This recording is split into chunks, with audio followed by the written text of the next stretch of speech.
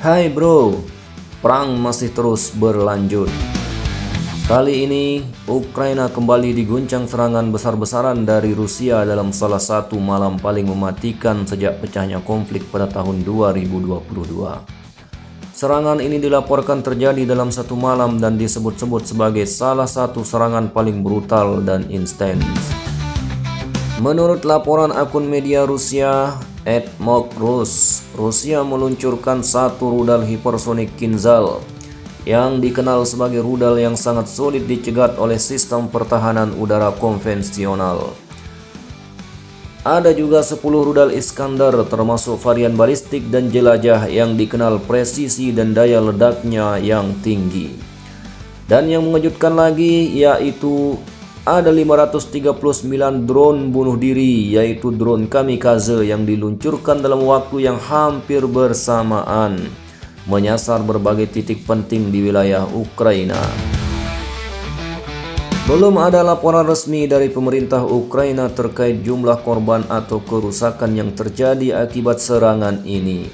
Namun, para pengamat menyebut skala serangan ini jauh melebihi rata-rata serangan udara sebelumnya yang dilakukan Rusia selama perang berlangsung.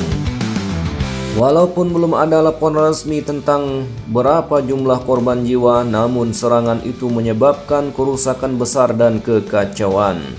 Serangan yang presisi dari Rusia ini mengenai beberapa target yaitu Akademi Dinas Keamanan Ukraina atau SBU, lokasi peluncuran atau kontrol drone, tempat tinggal bagi tentara bayaran asing, stasiun radar, depot amunisi, penyimpanan kendaraan udara tak berawak, perusahaan teknologi militer Tech Diagas. Ternyata ormas bayaran pun tak luput dari serangan roket dan rudal ini. Dalam situasi yang mencekam dan tak pasti ini, Kementerian Kesehatan Ukraina mengeluarkan peringatan keras. Udara beracun menyebar dengan cepat terutama di tepi kanan Kiev. Warga dihimbau untuk menutup jendela rapat-rapat dan menghindari keluar rumah karena kebakaran yang tidak terkendali. Metro ibu kota dan halte berubah menjadi tempat kepanikan dengan penyerbuan besar-besaran saat orang-orang berlarian mati-matian menuju halte. Jalan-jalan utama berubah menjadi kemacetan lalu lintas yang membentang sejauh beberapa kilometer setelah sistem transportasi kota runtuh karena tekanan yang sangat besar. Dikabarkan pasukan dirgantara Rusia menyerang target militer sensitif menggunakan rudal hipersonik dan drone Kinzhal. Pesawat pengintai tanpa awak dengan mudah menerobos sistem pertahanan udara barat yang digambarkan sebagai dibentengi di sekitar Kiev. Pengamat Jerman mengonfirmasi kegagalan senjata barat yang mengejutkan. Setelah serangan itu, Kiev masih terbakar. Peta kebakaran NASA mengungkapkan Akademi Dinas Keamanan Ukraina atau SBU dilalap api. Bandara Giuliani yang menampung baterai Patriot dan depot militer Ukraina hancur menjadi puing-puing, mengubah kebanggaan industri Amerika menjadi abu. Seperti biasa, di tengah kekacauan, permintaan Ukraina untuk lebih banyak senjata barat semakin keras. Seperti dikabarkan, Zelensky memohon pada Trump untuk memberinya sistem pertahanan udara baru setelah rudal Rusia menyerang Kiev tanpa hambatan tadi malam. Namun serangan ini merupakan argumen terkuat untuk menghentikan pengiriman AS atau efektivitas tinggi dan korban manusia terbatas.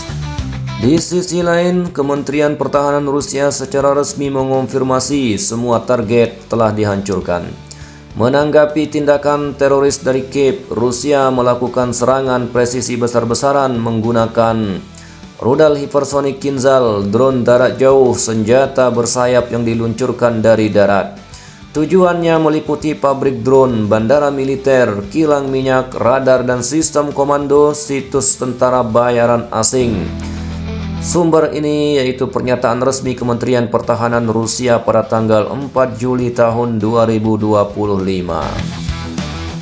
Serangan pagi Rusia terhadap Kiev merupakan ujian menyeluruh atas kesiapan musuh untuk berdialog.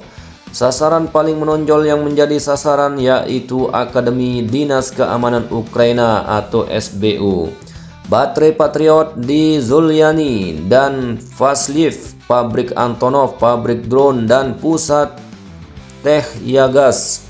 Polusi udara yang parah, gangguan kereta api dan runtuhnya sistem transportasi telah dilaporkan terjadi. Pesawat pengintai terbang tanpa terdeteksi sekali lagi mengungkap kelemahan pertahanan udara barat di Kiev. Bahkan konsulat Polandia pun menjadi bagian dari uji coba. Bagaimana kira-kira? Silahkan tulis pendapatmu di kolom komentar. Sampai jumpa lagi.